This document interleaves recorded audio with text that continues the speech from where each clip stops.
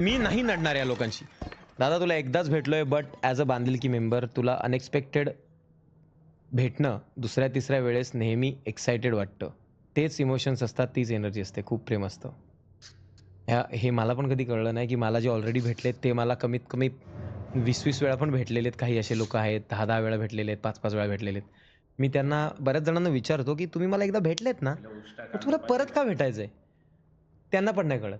आणि मला माझ्यात काय मला खरंच म्हणजे मी मस्करी नाही भावांनो, मला तर नवल वाटतं, की मला एक टाईम असा होता, की मला माझा जवळचा मित्र बोलला होता, की "तुझ्यात कुठली पर्सनॅलिटीच दिसत नाही. तुला बघून असं काही पॉझिटिव्हच वाटत नाही. तुझा ऑराच नाही, हे नाही, ते नाही." असं मला बोललं गेलंय क्लिअरली आणि त्याच्यावर मी वर्क काय केलं. बोला?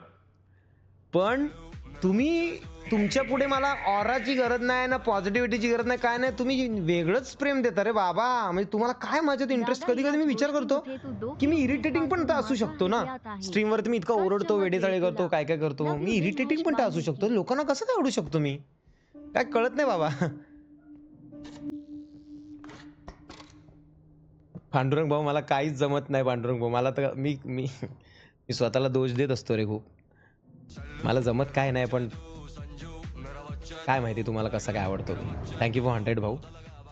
सफरूवर लिहिलेलं जेरी